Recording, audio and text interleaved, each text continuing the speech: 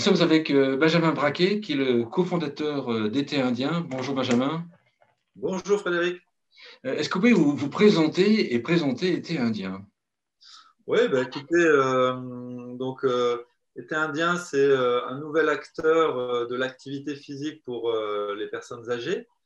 Notre but, c'est vraiment de travailler sur la prévention de la perte d'autonomie des personnes âgées. Alors, principalement, on pourra en reparler, mais principalement les jeunes, plutôt les jeunes. Alors, les jeunes, des fois, ça fait bizarre de dire les jeunes seniors ce sont plutôt la tranche 60-75 ans, donc qui est encore à domicile, qui est plutôt encore en bonne santé.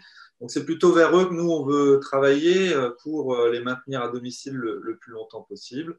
Et nous sommes deux à avoir créé cette entreprise il y a 3 ans, donc nous sommes deux associés. D'accord. Concrètement, les services se composent de quoi? Oui, alors concrètement, ce sont des programmes sur une période assez longue qui vont de 6 mois à 1 an. Et on gère des groupes de personnes donc, qui ont été sélectionnés par nos clients, on pourra y revenir. Et ensuite, nous, on va prendre en charge ce groupe-là de A à Z avec un accompagnement 7 jours sur 7. C'est vraiment ça notre valeur ajoutée par rapport à d'autres acteurs. Et cet accompagnement-là, il passe par évidemment des séances qui vont se faire en collectif avec un enseignant en activité physique adaptée, mais aussi des séances à domicile grâce à une vidéothèque. Donc, on a créé des séances en vidéo. Et il y a aussi autour de cela du service téléphonique avec un numéro de hotline où ils peuvent nous joindre. Nous, on fait passer aussi des questionnaires, on fait passer des bilans de forme. Ils ont aussi un profil sécurisé pour retrouver toutes les informations sur eux et les bilans de forme, les comptes rendus, etc. Donc, voilà, l'idée, c'est vraiment d'aller vers un accompagnement qui soit le plus personnalisé, le plus continu, et aussi qu'on arrive, grâce à nos bilans de forme, à mesurer les résultats, puisque c'est quand même un enjeu majeur, c'est d'avoir quel impact on a sur chaque personne. D'accord. Les types de sports qui sont proposés? Alors, nous, on est dans le domaine de l'activité physique adaptée. Donc, c'est vraiment le sport vu de manière très différente. On ne parle pas tant de discipline. Alors oui, on peut faire de la gym douce, de la gym sur chaise, du yoga. Mais à la limite, ça, c'est vraiment pas le plus important. Le plus important, c'est qu'on va essayer de construire des blocs d'exercices pour améliorer les fonctions locomotrices d'une personne. Donc, D'accord. finalement, ça peut parfois passer par ce qui peut s'apparenter à du fitness, donc du cardio. Parfois, ça va s'apparenter à du travail de souplesse, d'équilibre. Parfois, ça va s'apparenter à de la relaxation. Enfin, ça reste très flexible comme constitution de programme. Et on parle très rarement de discipline, en fait, contrairement à du sport de compétition classique. D'accord. Donc, oui, quelque part, il y a un objectif. Et pour cet objectif, vous allez composer un programme de différents mouvements, différentes pratiques. Ouais, alors l'objectif, c'est la santé. Ça, c'est un point très important. Quand on parle d'activité physique adaptée, qui est le terme un peu scientifique de notre métier, on dit aussi activité physique adaptée de santé, la PAS. Donc, si vous voyez, parfois vous verrez APA ou APAS. Donc, ça, c'est notre métier. Et derrière, la finalité, ça reste la santé, l'amélioration de la santé. Donc, derrière ça, évidemment, principalement la santé, ce qu'on pourrait appeler la forme physique. Mais derrière ça aussi, c'est la force musculaire, la force de préhension, l'équilibre, la coordination, tout ce qui fait qu'une personne va pouvoir se mouvoir facilement au quotidien. Le but, il est là. Donc, on est dans cet objectif d'amélioration de la santé des personnes. C'est aussi une des caractéristiques importantes de ce métier-là. D'accord. Comment est-ce que vos services sont proposés? Sont proposés directement aux jeunes seniors ou via des associations, des caisses de retraite ou autres? Oui, alors en fait, actuellement, on travaille effectivement dans un schéma qu'on appellerait B2B2C, c'est-à-dire le pratiquant n'est pas le payeur. on passe, nous, avec des caisses de retraite, principalement, des mutuelles, des collectivités, voire des résidences aussi. Et donc, c'est eux qui vont financer en totalité ou en partie le budget d'un programme. Et ensuite, nous, on va travailler avec les personnes qui sont leurs allocataires, leurs habitants, leurs retraités, leurs résidents, pour pouvoir les prendre en charge. Donc, aujourd'hui, on est dans ce schéma-là, mais on a le projet et je pense que ça va être un enjeu important des années à venir dans notre métier. C'est comment on peut adresser directement l'individu, le particulier, évidemment avec un schéma économique qui soit adapté, puisque là, les budgets ne peuvent pas être les mêmes. Donc nous, on est dans cette démarche-là, c'est comment essayer aussi d'aller vers le B2C avec toutes les difficultés que cela représente. C'est un schéma assez différent, mais je pense que notre métier doit aller vers ça aussi et qu'à la fin, il faut, à terme, le pratiquant sera aussi le payeur, ou en tout cas en bonne partie. Le payeur. Si on prend le cas qu'on comprenne bien le cas des assureurs, on va dire par exemple, on va dire je dirige, je sais pas, un département chez un assureur, je suis intéressé par vos services. Comment ça se passe? Je vais sélectionner mes assurés qui vont avoir le droit au service. Je vais faire un groupe, ou alors je vais venir vers vous et ensuite après je vais faire la promotion du service. Comment ça se passe dans les faits? Oui, alors bon, déjà, nos principaux interlocuteurs, ce sont ce qu'on appelle des responsables de l'action sociale. Hein. Ce sont principalement ces interlocuteurs-là, qui sont en général régionalisés, en tout cas territorialisés. Ils sont responsables d'un territoire. Donc en fait, la manière dont ça se passe, c'est que quand on discute avec une grande direction régionale ou alors des responsables plus locaux, on va leur proposer donc tout notre dispositif. Eux, ils vont choisir la zone sur laquelle ils veulent qu'on mette en place le programme. Ça peut être l'échelle d'une commune, d'une agglomération, d'un département, voire d'une région. Ça, c'est eux qui le choisissent.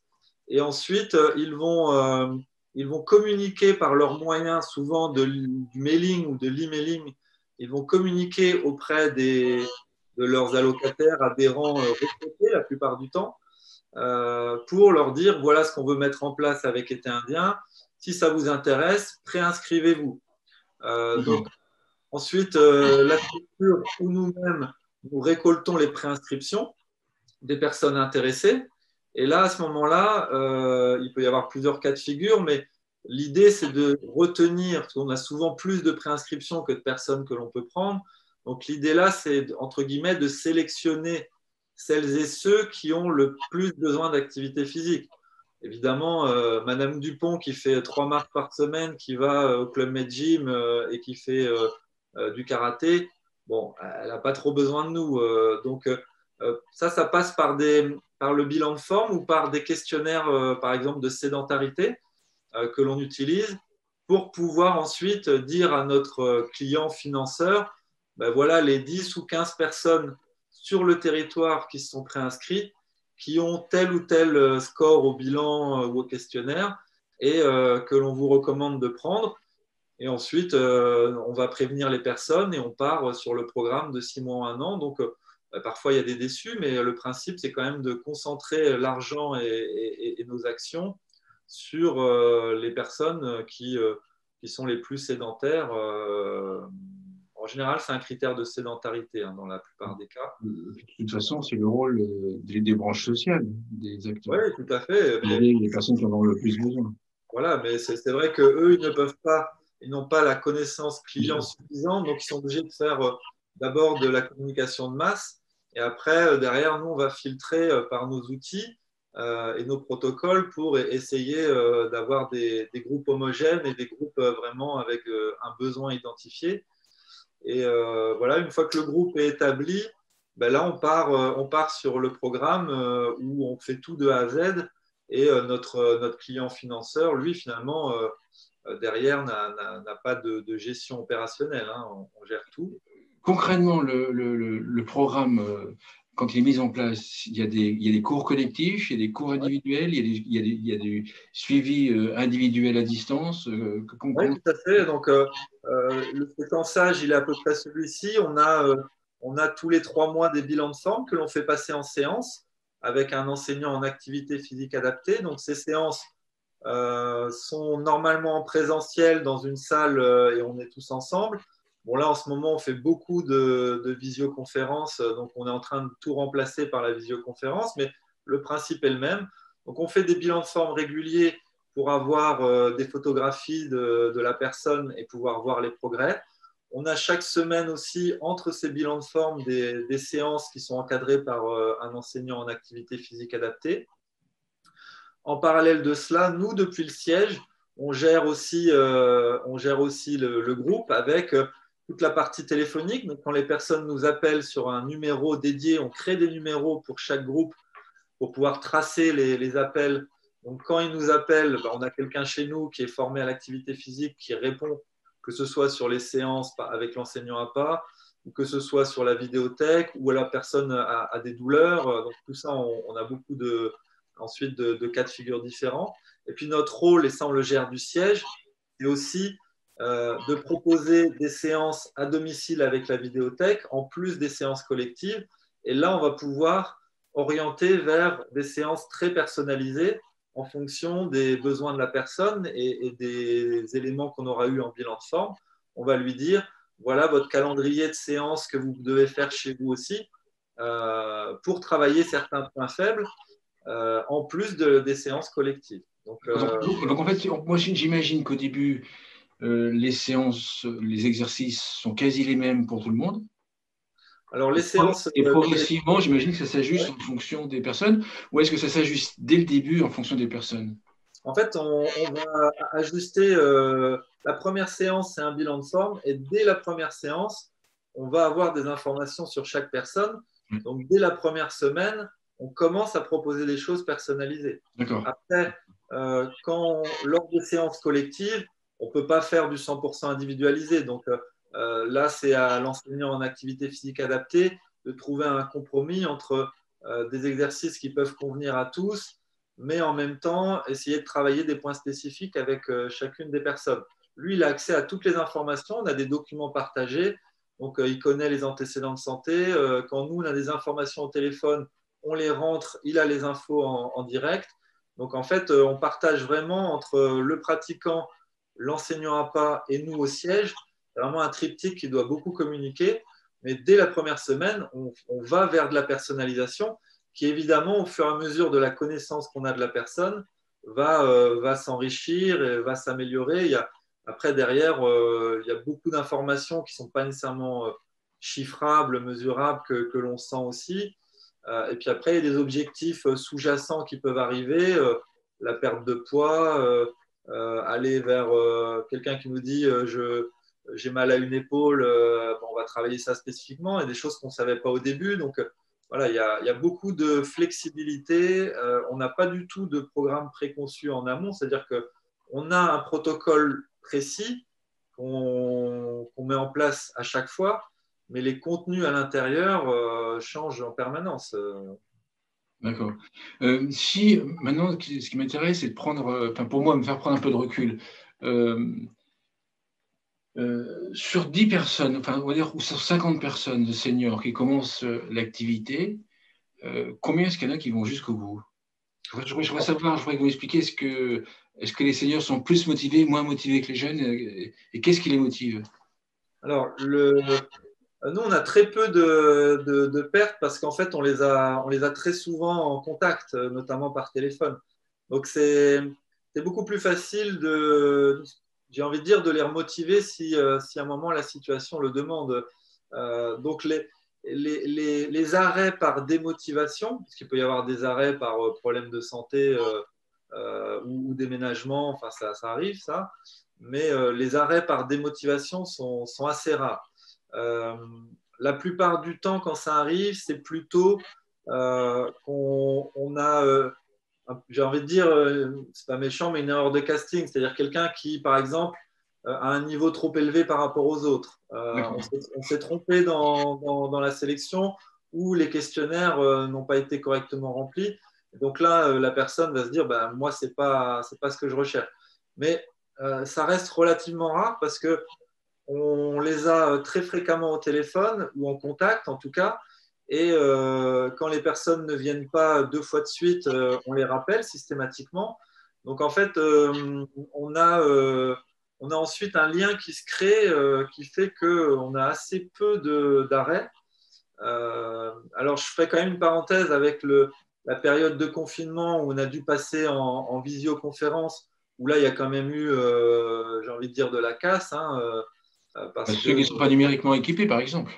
alors ça peut être ça, et puis ceux voilà, qui n'ont pas voulu aussi passer par ce média-là parce que ça ne les intéressait pas, et puis ceux qui étaient un peu paniqués par la période et qui n'avaient plus la tête à faire le programme. Donc c'est vrai que ça a été une période difficile, et maintenant, là, on est dans une phase où la visio commence à faire moins peur.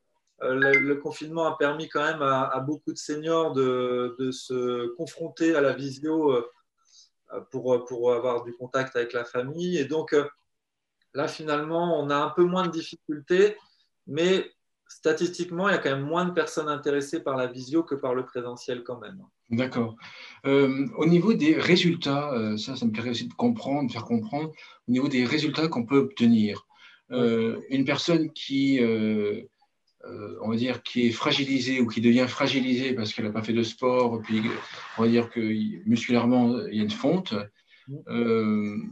Est-ce qu'on peut, qu'est-ce qu'on peut espérer obtenir au bout d'un an? Est-ce qu'on peut vraiment la remettre, entre guillemets, je ne vais pas la transformer en grande sportive, mais est-ce qu'on peut vraiment faire enfin, quel est le niveau de progrès que l'on peut obtenir pour quelqu'un qui suit correctement vos cours, bien sûr?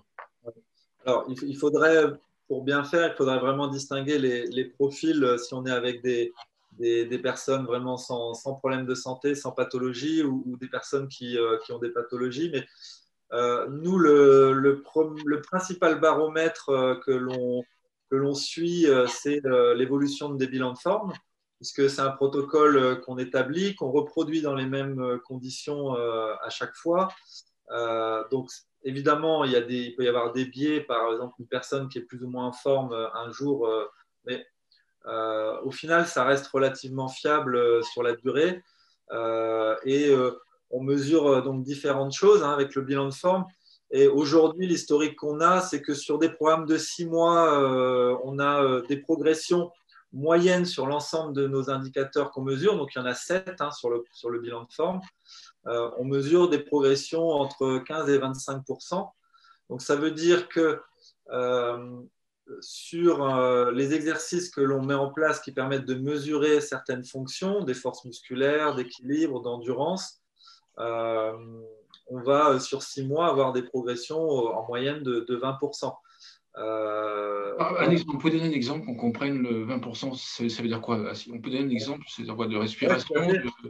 Oui, alors les bilans de forme, en fait, le bilan de forme qu'on a créé, c'est un outil qui permet de donner un score sur 100 en comparant le résultat d'une personne à un exercice avec ce qu'on appelle une moyenne de génération. C'est-à-dire, la moyenne de génération, c'est quel est le score moyen d'une personne de cet âge et de ce sexe à cet exercice-là. Donc ça, on a compilé beaucoup d'informations sur des études françaises et américaines qui portaient sur les seniors, et on a défini ces moyennes de génération par tranche d'âge et par sexe.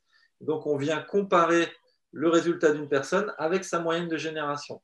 Et avec un calcul qui est ce qu'on appelle un Z-score, on calcule un score sur 100 qui est pondéré avec un écart type. Enfin, on pourrait en parler, hein, mais c'est quelque chose qu'on a beaucoup testé. On a à peu près 4000 bilans de forme qui ont été passés jusqu'à maintenant. Donc, c'est aussi des données qu'on réactualise régulièrement. Donc, aujourd'hui, c'est plus fiable que ça ne l'était au tout début. Et donc, nous, on va se baser sur ces scores sur 100. C'est-à-dire que quand une personne est à 50 sur 100, ça veut dire qu'elle a la moyenne de sa génération. D'accord. Donc, on va suivre ce chiffre sur 100 C'est ce chiffre-là où on va pouvoir dire à la personne, sur tel exercice qui mesure la force musculaire des jambes, par exemple, vous êtes passé de 44 à 58, par exemple. Et c'est comme ça qu'on va pouvoir chiffrer. C'est pas facile de chiffrer la forme physique, finalement, les capacités physiques. C'est comme ça qu'on va chiffrer, en tout cas, nous, ce qu'on pense être la manière la plus fiable possible, sans que ce soit des usines à gaz que les personnes ne comprennent pas, parce qu'il faut aussi qu'elles comprennent leur bilan de forme, ce qui est quand même important. C'est comme ça qu'on va pouvoir voir s'il y a des progrès et chiffrer le progrès. Et donc, quand je vous dis à peu près 20%, c'est sur la moyenne de tous les scores sur 100 d'une personne. En 6 mois, on a une progression en moyenne de 20%. Donc, ça peut être 10% sur un des exercices, 30% sur un autre. Ça peut être variable. Quelqu'un qui part de zéro à un exercice, en général, va progresser plus vite sur cet exercice-là. Donc voilà, c'est comme ça qu'on essaye de rendre mesurable notre impact. Et puis à côté de ça, il y a aussi tout un tas de questionnaires que l'on fait passer, mais qui sont du déclaratif, pour essayer de voir aussi au quotidien, est-ce que la personne a regagné, en fait, a diminué son niveau de sédentarité. Donc là, il y a d'autres éléments. Est-ce que ce type même plus large, en fait, ce type d'activité, est-ce qu'on arrive à mesurer, par exemple, la diminution d'un taux de chute, par exemple, ou le décalage d'entrée en EHPAD, par exemple? Alors, le taux de chute, on pourrait. Le problème du taux de chute, c'est que c'est quand même lié à énormément de facteurs. Et le taux de chute va être plus intéressant sur des populations plus âgées. Donc ça, on le fait en EHPAD. En EHPAD, on le fait. Bien sûr.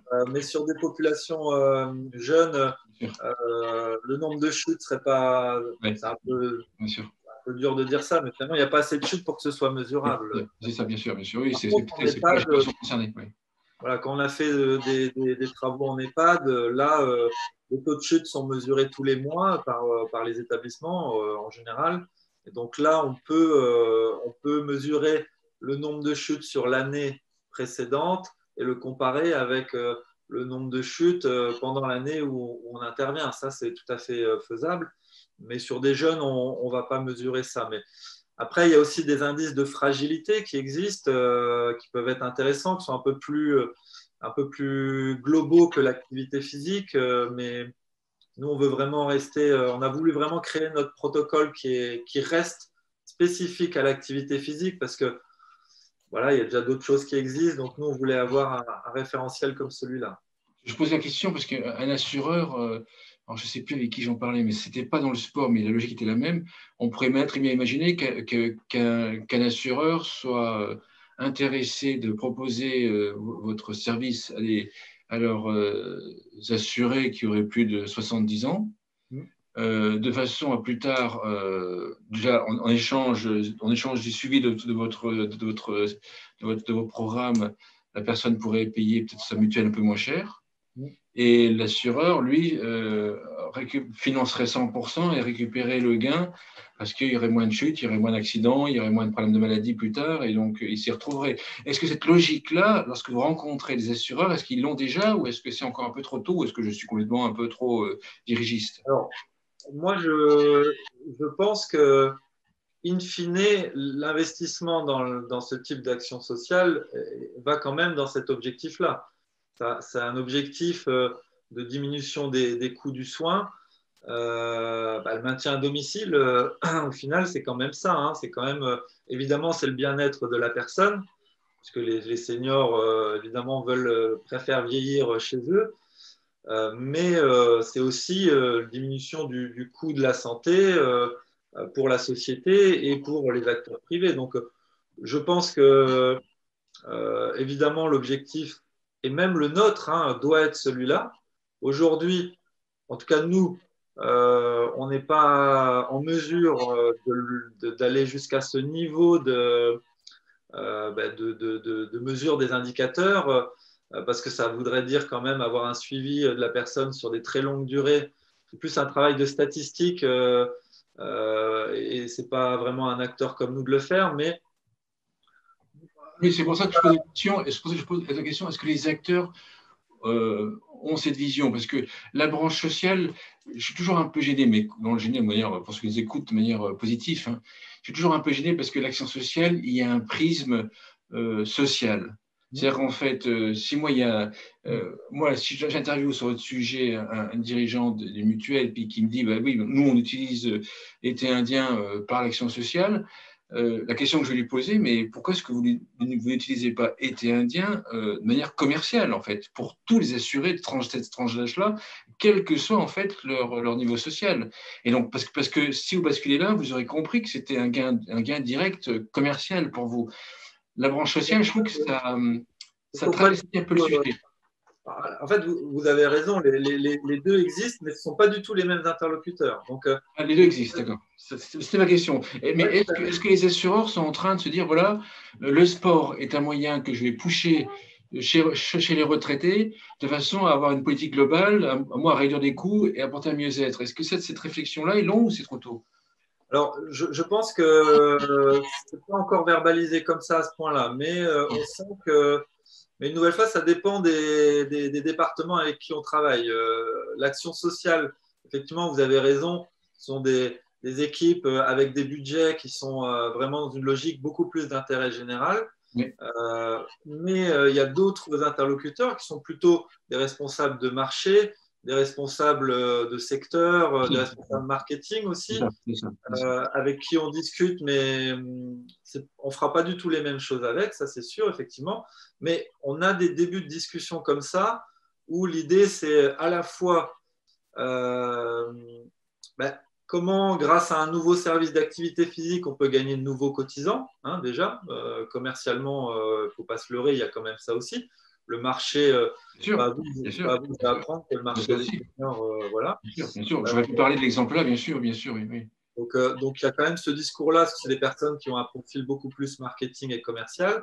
Donc, voilà, aujourd'hui, les cotisations, tout le monde propose la même chose, les prix sont à peu près les mêmes. Comment on peut se différencier pour intéresser des nouveaux publics, prendre de nouvelles parts de marché? Donc ça, effectivement, le discours, celui-là est clair. En revanche, derrière le discours de on va aussi avoir moins de remboursement si nos adhérents font de l'activité physique, je pense que celui-là, il n'est pas encore mûr et aujourd'hui, euh, on n'aurait pas, ni nous en tant qu'opérateurs, ni eux en tant que mutuelle, enfin en tant qu'acteurs de l'assurance finalement, on n'aurait pas non plus les capacités de mesurer vraiment cette baisse de dépenses. Mais je pense qu'il faut quand même qu'on tende vers ça parce que dans tous les cas, ça reste quand même le but aussi de l'activité physique, qu'on le veuille ou non. Alors Bon, là, on est sur des acteurs qui effectivement veulent dépenser moins, certainement, mais quand on va parler de la sécurité sociale peut-être un jour, ou quand on va parler des budgets publics, des conférences des financeurs ou des collectivités au sens large, c'est aussi, voilà, il y a beaucoup d'argent et comment cet argent-là il permet quand même d'en dépenser moins plus tard, quoi. C'est quand même le but. Mais et, ce travail statistique, il est complexe, hein. Il est quand même complexe. Euh, oui, il est complexe et puis les assureurs vont absolument le vouloir pour pouvoir proposer un produit. De toute façon, ils vont rentrer, enfin, je ne sais plus, actuariel, je ne sais plus comment ça s'appelle ce terme, mais effectivement, si un assureur veut rentrer dans ce type de logique, ils vont vouloir avoir dans le détail les statistiques.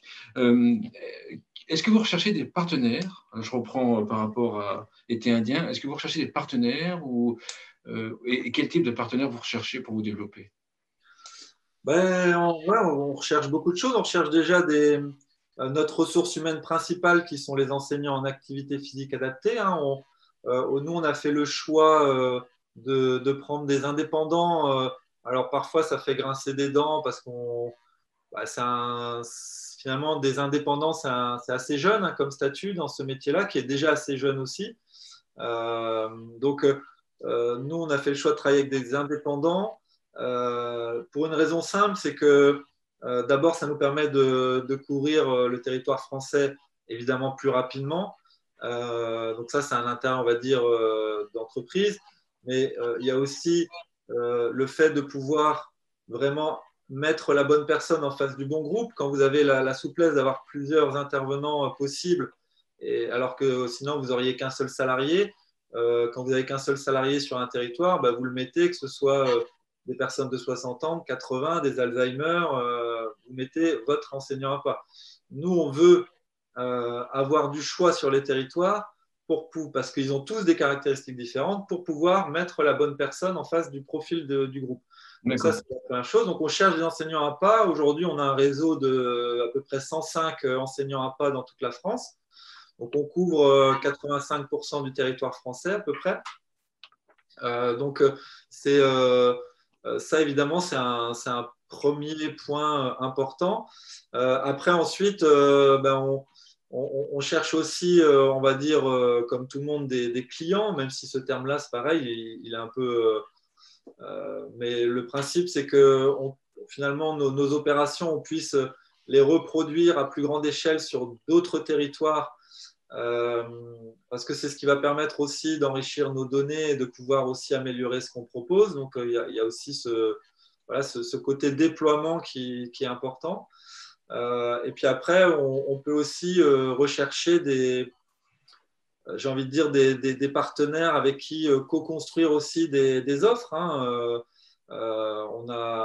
On a déjà réfléchi au robot, puisqu'on a eu un partenariat avec la startup Qt pour faire des séances à travers leur robot.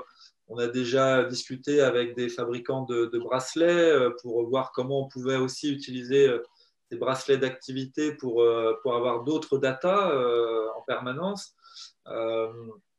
Voilà, on a ce genre de discussion aussi là avec d'autres acteurs de la silver economy ou des acteurs de la tech pour pouvoir aussi voilà, co-construire des choses. Parce que je pense qu'on est sur un marché, bon, nous on est spécifique à l'activité physique, mais il ne faut pas non plus qu'on reste cloisonné dans notre petit secteur, dans notre petit domaine. Il y a aussi d'autres choses qui se créent. Il y a tellement de choses qui se créent à côté qu'on doit aussi regarder pour voir s'il y a des synergies possibles.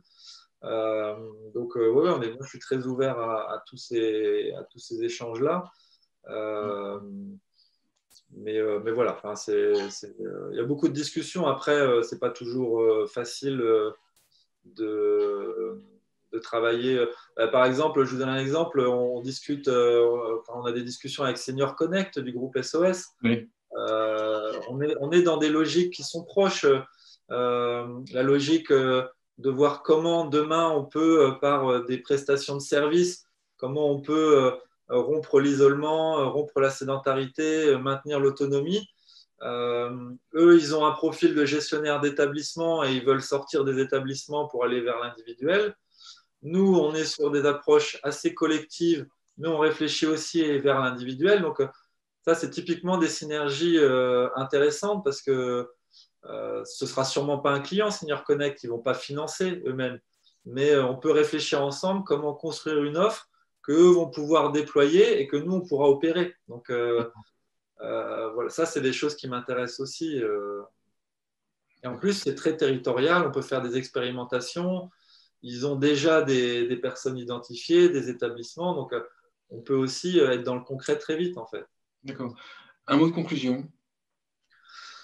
Bah, écoutez, moi, je trouve qu'on est à un stade passionnant de notre métier. Nous, en tout cas, l'activité physique et la prévention de la perte d'autonomie par l'activité physique, il faut savoir, peut-être le grand public ne le sait pas, même dans la Silver Eco, je ne sais pas, c'est un marché qui est en train de bouger énormément. Il y a des grands acteurs institutionnels qui sont là depuis des années. Et puis, il y a des startups qui arrivent comme nous, ou des associations même qui vont aussi vers de l'innovation, alors de l'innovation tech ou de l'innovation d'usage, ça dépend. Et moi, je trouve ça assez passionnant. Il y a plein de sujets d'avenir qu'il faut imaginer maintenant. Voilà, et puis c'est ça c'est ça qui est passionnant. L'opinion est prête aussi, je pense. Ça, c'est quelque chose qui est important. Nous, quand on a commencé à réfléchir à l'été indien, c'était il y a une vingtaine d'années avec mon associé, on était étudiants. Et l'opinion publique, les pouvoirs publics, ce n'était pas du tout le même constat, hein, il y a 20 ans. Enfin, vous suivez ça depuis plus longtemps que moi, mais ce n'était pas la même maturité. Donc voilà, là, on est sur un. Il y a une démographie particulière, il y a une opinion publique qui est prête, il y a des acteurs de terrain. Euh, il y a la législation qui avance aussi, hein, même si on pourrait en parler, il y a beaucoup de choses à dire. Mais c'est aussi à nous de bouger, d'être innovants, d'imaginer l'activité physique dans 10 ans. Qu'est-ce que ce sera?